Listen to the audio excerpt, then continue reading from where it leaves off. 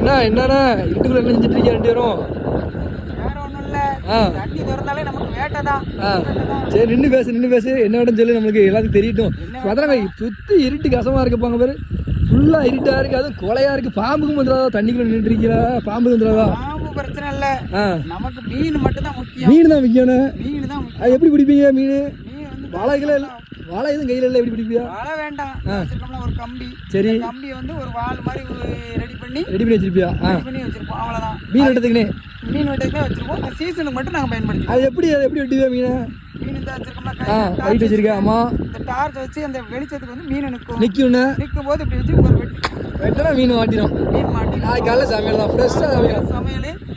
நல்ல சாப்பாடு இது எல்லாரும் வெட்டலாமா? எப்படி எல்லாரும் வெட்ட முடியாது, கொஞ்சம் எக்ஸ்பீரியன்ஸ். அது தண்ணி இழுப்பு தண்ணியில வந்து எல்லாரும் வெட்ட முடியாது. ஆமா, இப்போ தண்ணி எதுக்கு முட்டை அளவுக்கு இருக்கு வெட்ட முடியுதுண்ணே? தண்ணி இப்போ திறந்துருக்கணும் போது தான் வெட்ட முடியும். அதுக்கு மேல வெட்ட இருந்துச்சுன்னா நம்மளாலையும் வெட்ட முடியாது. தண்ணி திறந்து எத்தனை நாள் இருக்குன்னு சொல்லு?